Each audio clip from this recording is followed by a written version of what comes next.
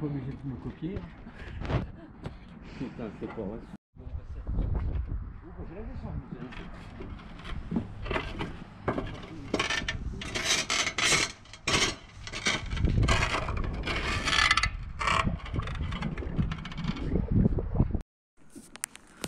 Bon, alors concernant la toiture, j'ai pas de vidéo, j'ai pas beaucoup de vidéos à vous montrer parce qu'on était pressé de la faire.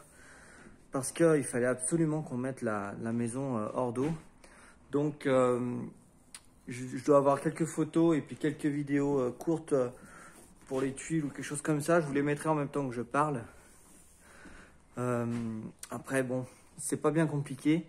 On a monté ces pannes en I là. Donc c'est toujours pareil, hein, c'est toujours ces poutres en I que j'utilise depuis le début de la construction. Il va y avoir du grain sur la vidéo, hein. J'ai pas un bon appareil. Il aime pas trop les basses lumières. Donc comment j'ai fait, vous y avez vu en faisant les murs, de l'étage. Alors on y voit ici.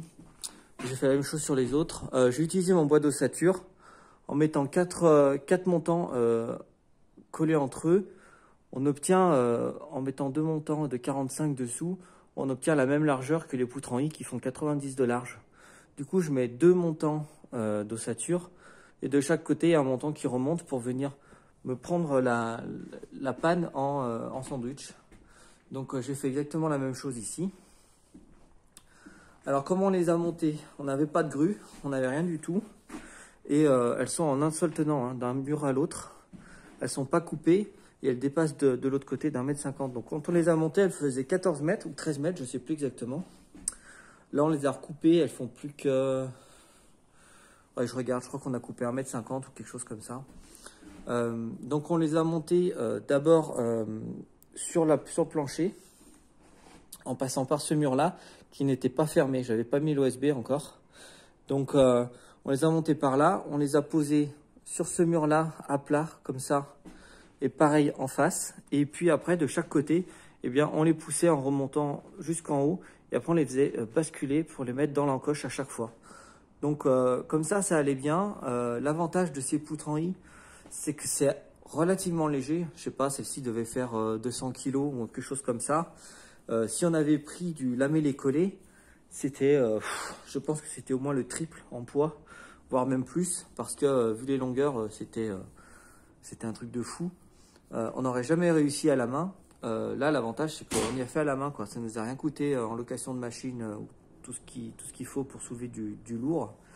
Donc, alors bien sûr, pour celle qui est tout en haut, là, au fêtage, on a un peu galéré, hein, parce que ça fait un petit peu haut quand même, surtout là, au-dessus de la mezzanine. Il y a quand même du vide. Alors, vous voyez que j'ai fait ça, là. J'ai fait une petite jambe de force. J'aurais pu m'en passer, hein, franchement. Je l'ai fait parce que bah, je pouvais le faire. En fait, ce qu'il y a, c'est que... alors, il faut regarder dans les DTU, mais il me semble que quand un mur fait plus d'une certaine longueur, il faut qu'il y ait un contreventement. Un mur en bois, il faut qu'il y ait un contreventement pour éviter qu'il fasse le ventre quand il y a du vent ou qu'il bouge. Pour éviter ce contreventement, moi, ce que je vais faire, c'est que ici, là, de cette panne à cette panne, je vais faire un plafond. Donc, je vais faire un contreventement horizontal qui va venir me tenir mon mur. Ici, de ce côté, le problème n'est pas le même puisque j'avais de la place pour la suite parentale. Donc, ce que j'ai fait, c'est que j'ai fait des cloisons en ossature bois qui me permettent de faire bien un contreventement sur tout le mur du fond. Donc là, j'ai 2 contreventements et ça évite que la maison fasse château de cartes dans ce sens-là. Parce que si j'ai du vent, par exemple, admettons, j'ai le vent du sud. Si j'ai le vent du sud qui vient souffler contre cette paroi, ça va me pousser dans ce sens-là. Alors ça ne bougera pas en bas parce que j'ai le plancher qui tient le rez-de-chaussée avec les contreventements sur les côtés. Mais ici, là, j'ai que ces petits murs. Et ces petits murs-là, ils font 1,80 m ou quelque chose comme ça. Donc, ça prend le vent et ça pourrait très bien venir pousser comme ça, pousser sur le pignon. Et de ce côté-là, ça pourrait partir dans ce sens-là. Donc, pour éviter ça, eh bien, c'est ces 2 cloisons en ossature bois et contreventées, ici, qui sont reprises sous... celle-ci, elle est reprise sous cette panne. Celle-ci, elle n'est pas reprise sous la panne, mais celle-ci, elle est prise sous la panne. Elle est vissée contre. Donc, ça me fait comme une grosse équerre, finalement. Donc, voilà, ça me tient la maison à la perpendiculaire. Ça ne bougera plus comme ça. Au moins, je serai tranquille.